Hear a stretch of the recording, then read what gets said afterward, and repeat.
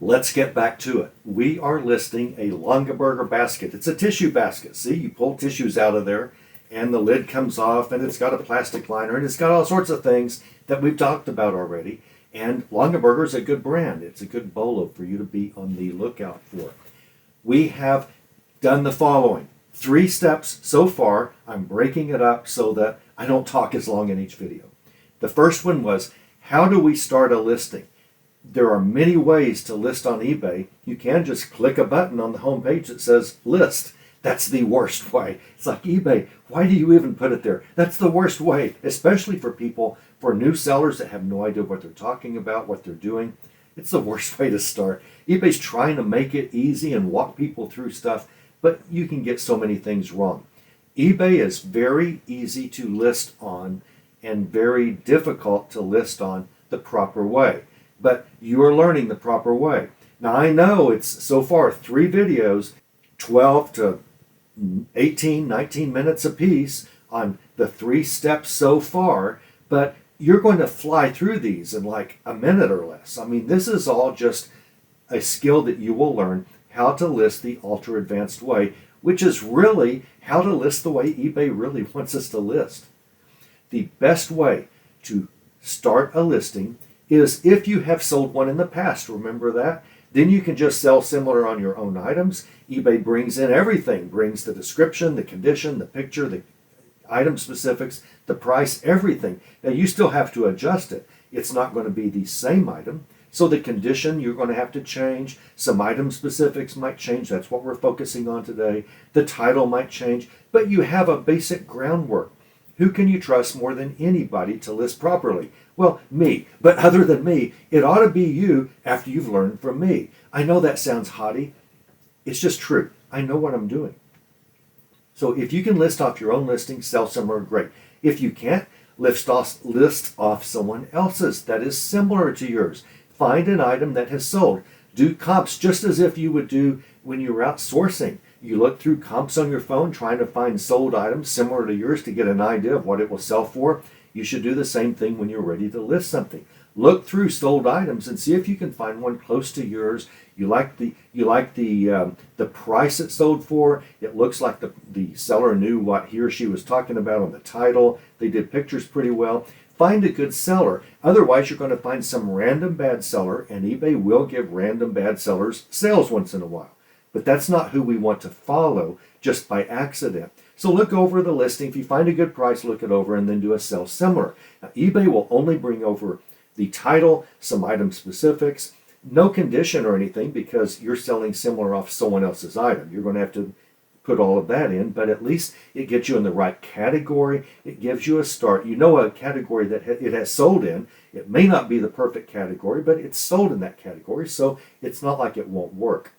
The almost last way, the almost worst way to start a listing is to find, you can't find any that have sold. You have such a unique item. You have to find 1 or 2 that are still for sale and maybe trust other sellers, but analyze everything. If you do a sell similar off a live listing, one that's still for sale that hasn't proved itself, you're kind of taking a gamble. You almost, especially after you've watched this channel for a while, you almost could just start clicking the sell button and start that way.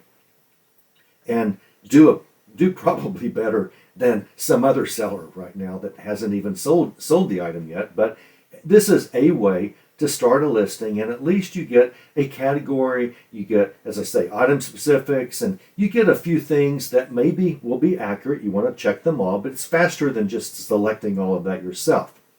And the worst way is to click the sell button. Once you do that, you do your pictures. We talked about pictures, how to do it. All have to be square. The first one should definitely have a white background. I realize eBay no longer requires that, but eBay wants it. That's why they have a button on every picture that allows you to remove the background. eBay does want your first picture, your hero picture, we call that, to have. eBay calls that a hero picture because it's seen by far more than any of these other pictures, since this is the one that appears in search results. eBay wants that to have a white background.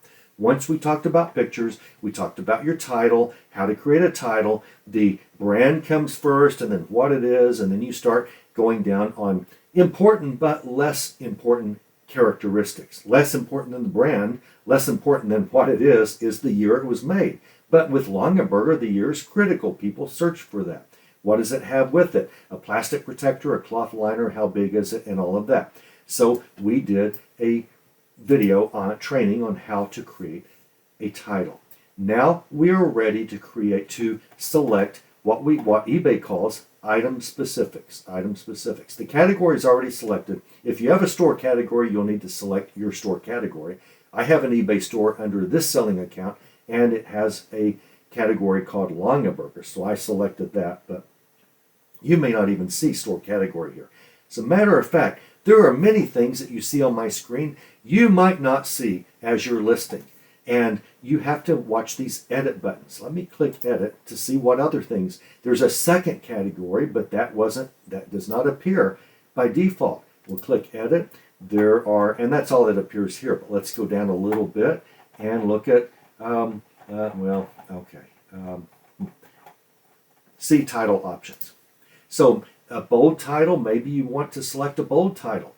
It's probably better to just throw your money down the toilet, but you can pay eBay money to boldface the title. Maybe you want a subtitle. That's another 50 or so characters that will appear with your title. You can do that, or flush a bunch of money down the toilet, or you can give eBay this money. These are bad. These are sucker baits. eBay is just hoping you will do one of these. The only reason a title exists is for you to be found in a search result. There is nothing here for your potential buyer. Now, we can do a few little things to kind of catch the buyer's eye, but in general, that's not the purpose of a title. It's to catch the search engine's eye. You want to be number one in every search. You want that hero picture to catch your buyer's eye when she's scrolling through a bunch of search results. And then you want your category to make sure that your item stays in the picture. And then you want your description and condition and price to actually sell the item. We are now at item specifics. I'm going to kind of skip over these first little things. What eBay will do is to kind of guess at item specifics from words that you put in your title. eBay guessed that the year it was made is 1996. So that's a pretty good guess. I could go ahead and select that. But eBay also guessed that the color is green. Well, the color of the cloth liner is green, but the basket's brown. I wouldn't want to select that.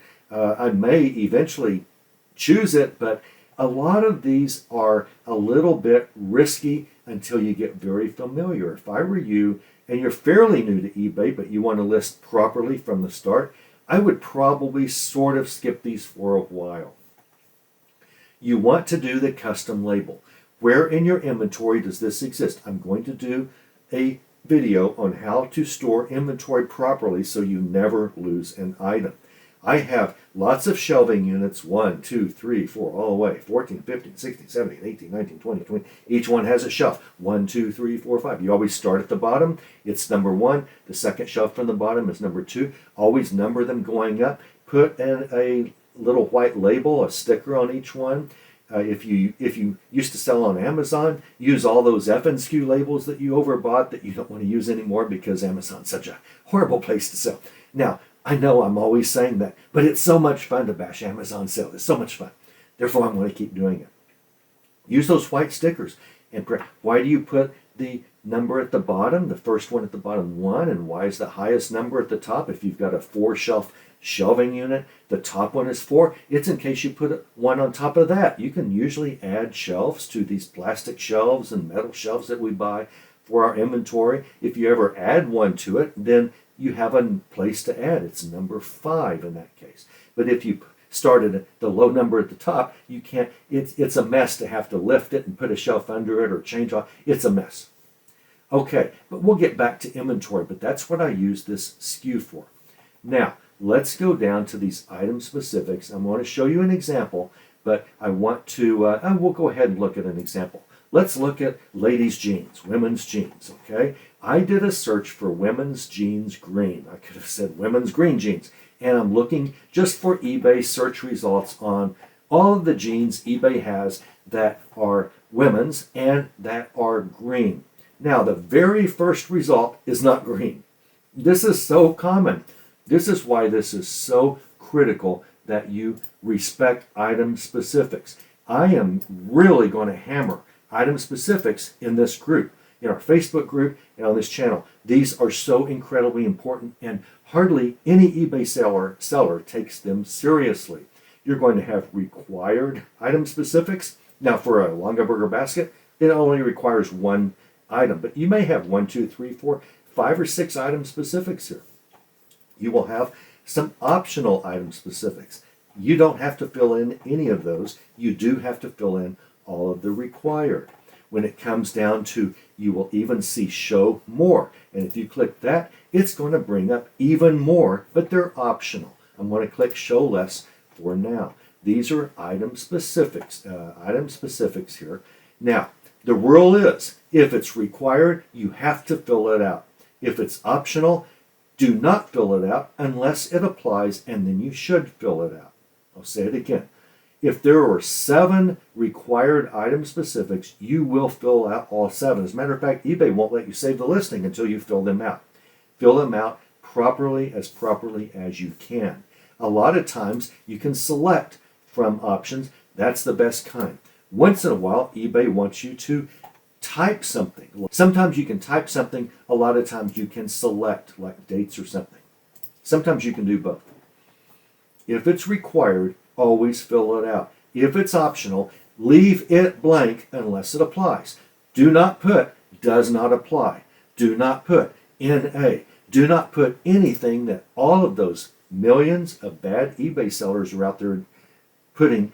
They're doing. There's no UPC code, so NA not applicable. Don't do that. Don't do does not apply. Don't do that.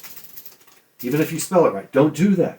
Do not do that. Remember, if it's optional, you leave it blank unless it applies. I'm going to prove to you beyond a shadow of a doubt why hasn't anyone told me this before?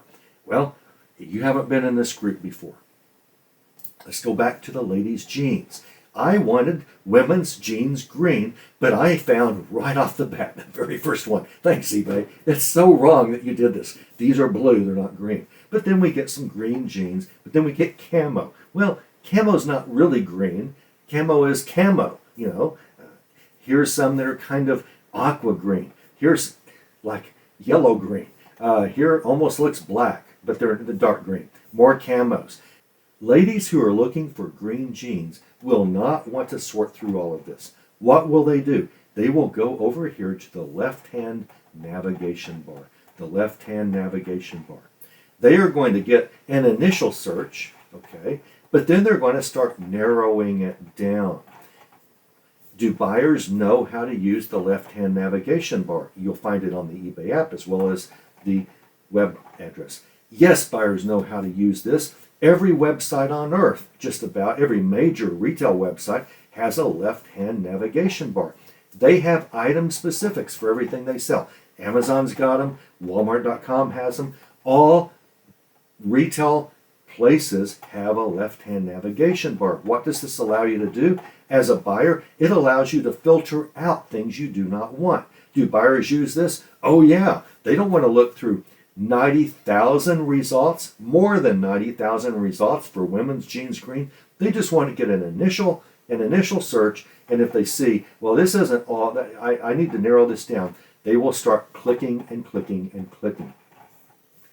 This is why it's so important for you to do item specifics properly, the ultra advanced way, the way I show you.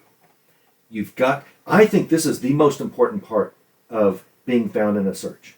I know title is the most important part, because if you never appear in the search because your title is not good enough to be found, then you'll never get sold. But really the title, I think item specifics, I think the title gets you into a large search result, but I think item specific kicks you out far faster than you think. I think item specifics have made many of your potential sales go away because the buyer started using this left-hand navigation bar, which is where they select item specifics. For example, what type of jeans is she looking for? Green jeans, but maybe she's looking for one of these styles, boot cuts, flared, crop, jeggings. You can even see a lot more. And I'm going to click See All. And let's look at some of these. Flare, jegging, mom jeans, paper bag jeans, skinny jeans, wide leg jeans, capri jeans. Men, there's a whole world out there we will never understand. I mean, what are girlfriend jeans or what are mom jeans? They do have girlfriend jeans. For some reason, they're not here. What is all this? What is a jegging? We'll never understand. But your ladies looking for this stuff, they understand. If they want a skinny jeans, that's what they're going to narrow it down. We went from 90,000 plus results to 22,000 plus results with the click of one button. Now, I'm going to show you something. I'm going to unclick that. I want to show you something more powerful. Let's say you are selling green jeans for women. And you will appear in these 90,000+ results. And your lady goes, I don't want to see camo, and I don't want to see black, and I sure don't want to see blue. I'm looking for green jeans. So what she's going to do, if she has used the eBay app much, and she will look into it, she's going to look for more. She's going to say, I just want to get rid of everything that's not green jeans. Now, you are in this search because she said green jeans in the title, but she sees things that aren't green jeans. So she's going to go down. And now sometimes, a lot of times in item specifics, there will actually be a category over here that you see that says color. With jeans, you have to click more filters. I think it's strange that eBay puts color as an added filter. But ladies that want jeans, they can find it. So in the item specifics, when they expand the item specifics, they can go to color and they can click green right here. The moment they click green and apply, guess what? Every single pair of jeans that did not have a color green in the item specifics is wiped out. Will never be found for the rest of this search. Whatever buyer just clicked green will never see any jeans that are green whose seller did not click green for the color. That is why, if it applies, you always click it. Always select that item specific, whether it's optional or not. So if you didn't check green, then this buyer, this potential buyer, wiped you off the map. She will never buy from you because your title might say green, right? That got you in all of these 90,000 search results, but since you didn't click green as the color, she just wiped you off the map. You'll never appear in her searches. What if she wants skinny jeans and you put skinny jeans in the title, but you didn't click skinny for the style? What's going to show up? Not your pair.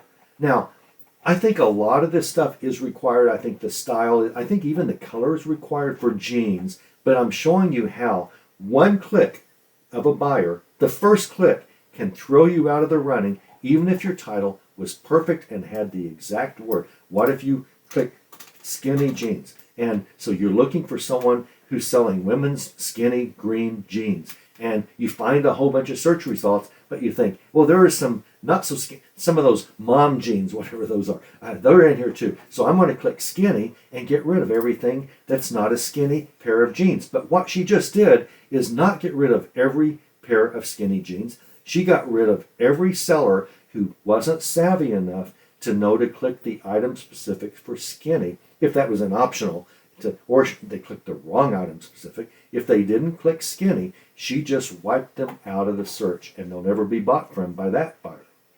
Therefore, if it's required, always fill it out. If it's optional, always fill it out if and only if it applies.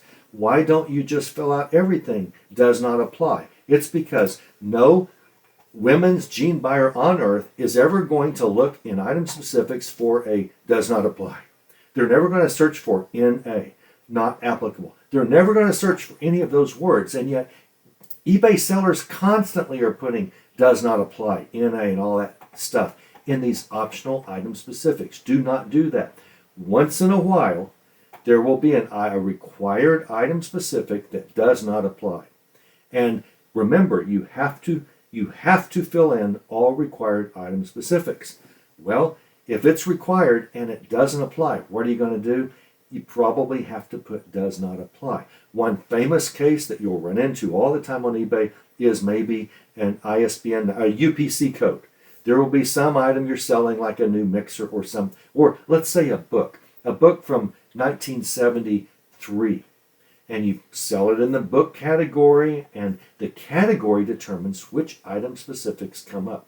If I hadn't selected baskets, but I selected books, you'd never see anything about baskets here. You'd see ISBN number, UPC code, things like that. Dust jacket, hardback cover, all those types of item specifics. My category determines which item specifics appear. If you sell in the book category, you're going to be asked to enter a UPC code. And if it's a book before 1977, there weren't any there weren't any of those barcodes on any book before, I think it was 1977 when they first came out. What are you going to do when this looks for a UPC code and your item simply was made a year before the UPC codes came out? You have to put something. You don't want to make up a UPC code. You have to put does not apply in that case. There's nothing else you can do. That's the only exception that proves the rule that you never put does not apply on anything that is optional. Only if you have to enter something in the required item specifics that does not apply. Stop the tape. Stop the tape. I'm interrupting this program because it's getting long. We're now at 20 minutes. This thing might go another 20 minutes. Item specifics are that important. Do not discount the importance of item specifics. I haven't said that about anything this heavily. Item specifics, you have to understand them. You have to understand why required, when to do optional, why you do optional exactly the way you do, why buyers will kick you out of the race whenever they're looking for something if you didn't do items. All of that. So we are going to have a part 2. Here ends the part 1 ending. We've introduced item specifics. You know all about them. You know when to do them. I'm now in part 2 going to finish the item specifics for this basket, for this specific basket, and it will